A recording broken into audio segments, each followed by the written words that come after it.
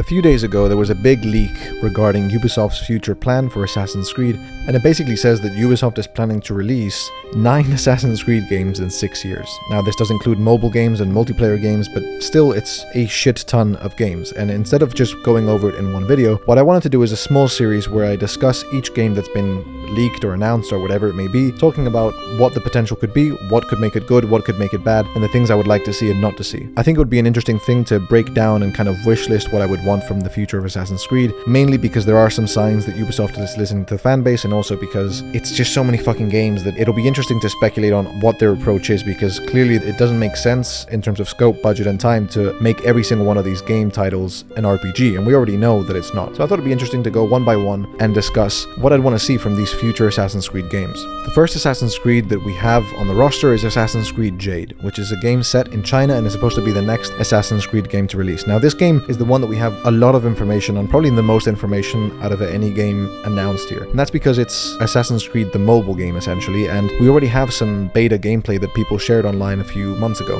I think this game has been delayed, and it's probably because of two things. One is Shadows being delayed, delaying this game as well, and secondly is that this game, I believe, is being developed by Tencent, which is a huge player within Ubisoft. Used to be a partner and co-owner, and now I think it's like a full owner of a Ubisoft subsidiary company, and it's probably rejuggled a lot of the monetization principles and strategies that they're going to use in the game, since Tencent is known for being much more aggressive with monetization, even more so than Ubisoft. So right out the gate, I am pretty impressed and excited for this game for two main reasons. One is that it looks insane for a mobile game, and that's one of the few positive things that I can say about it. Mobile games have received a lot of investment and attention from game development companies over the last few years, and it's mainly just because the amount of money you can make on them is pretty substantial. And even though I don't really like microtransactions, it has meant that a lot of games that used to be only available on consoles or PC are now actually making their way in some form or another into the mobile ecosystem. Assassin's Creed Mirage, for example, is playable on the iPad for some strange fucking reason, and Assassin's Creed Jade is basically a spiritual sequel to Assassin's Creed Odyssey. If you look at the gameplay, the mechanics, the way that the world works, you can just tell that they took Odyssey's kind of skeleton, I guess, and built this China game over it. There are one or two things I like about this game. Number one is that the parkour actually seems more engaging than like Valhalla parkour. There's a couple clips from people who got early access and were beta testers for this game, and you can see that the animations for the parkour retroactively seem to have inspired Shadows or have been worked from Shadows, but that you can do more interesting parkour actions within this game. Now, I'm not a big mobile gamer, but I'm gonna check this game out, mainly just because I want to see what it's all about, but also because the parkour does seem better, the stealth seems functional, the animations are amazing. It seems like a beautiful open world again that's at least worth experiencing.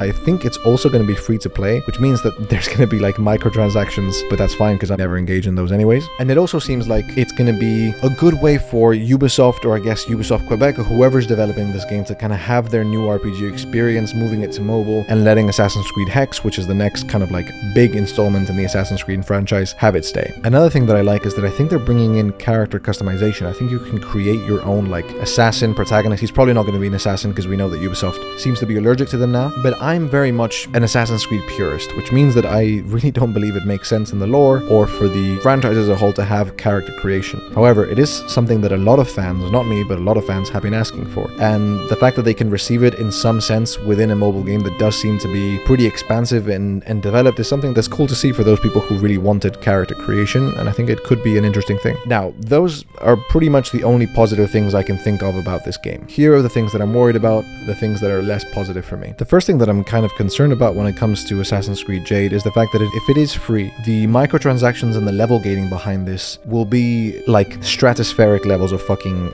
tedious. Like, if you think that Assassin's Creed Odyssey and the level grinding there was impossible, this game is probably just going to make you play for hours and hours unless you can buy experience packs or level boosters or whatever it is they're going to sell you. And it's a very frustrating thing, because an argument that I hear very often when it comes to microtransactions is, oh, you know, if you don't want to buy it, don't buy it. But the problem is that because these, I guess, business practices is a nice way to call it, are substantiated and validated by a very small percentage of the player base, Ubisoft is okay creating a game that is designed in terms of its core mechanics that is a detriment to the majority of the player experience, only to make that money from the 1% of players who do spend that money. Again, 80% of the revenue that comes from monetization and microtransactions comes from 20% of the player base. That's like a pretty well-known thing, and it's also just common across most of business and economics. And that would be fine if it was just cosmetic monetization, like buying new skins or maybe buying DLC, whatever it may be. But if it actually affects your gameplay experience and they make the game more tedious and more annoying and therefore less fun, if you don't spend money, then you're jeopardizing 80% of the player experience just for 20% of the player base to spend money. And that in itself is just bad business practice, bad game development, and incredibly fucking annoying. Another thing that worries me is what it's going to do to the lore. I really don't mind when Assassin's Creed side games kind of break the lore a little bit, as long as they don't retcon things. Like, it's very clear that if you create your own assassin, it's already going to be fucking with the Animus lore and, you know, reliving ancestor memories and everything so much more. I don't think you're actually even playing as an assassin, so it's probably going to be annoying in that sense. And I also think that Cassandra makes an appearance. So lore-wise and story-wise, it's probably going to be a disaster and something that just doesn't appeal to me or most old school fans at all. And if that's self-contained, I really don't mind. What I'm worried about is that a mobile game will have implications in the lore that'll be greater than the game itself. An example of this is how the comics decided to kill Juno and announce that Desmond had a son. That kind of made the games not really have a path. The mainline games have like an easy villain to work off of in the newer games, and stuff like that just really annoys me. So that's another thing that I'm worried about with Assassin's Creed Jade. I think the gameplay will be interesting. I think for Assassin's Creed Odyssey fans, Shadows fans, and people who wanted an Assassin's Creed game in China will be interested in this game, and there is a lot to explore. I think that it's probably going to be released this year. It's kind of not been really touched or announced much since the beta testing before Assassin's Creed Shadows came out, but I do think that probably this summer they'll start releasing some trailers and announcing some games and eventually release it to the public. I'm definitely going to try it out. I'll share some gameplay impressions, I'll share some thoughts, and give you like a light review for anyone who's considering playing this mobile Assassin's Creed game. But I am confident that it will find an audience, and if you are an RPG fan, you're probably going to enjoy playing this game even if you're not your usual mobile game player. Just watch out for the predatory microtransactions and don't fall into it if you can, because it really permeates really bad business practices. So that's the first Assassin's Creed game I wanted to talk about. It's the soonest and next to release Assassin's Creed game, so probably in the next few weeks / months it'll probably be out or be announced and have some serious attention or some light marketing. So let me know in the comments if you're interested in playing that game, and in the next video I'll talk about the next Assassin's Creed game that's been announced and slated for release, which is Assassin's Creed Invictus. And if you want to watch a video about a theoretical Assassin's Creed game that I think could be really cool but will never be made, or at least not in the next 6 years, which is an Assassin's Creed in the Wild West, you can watch this video now.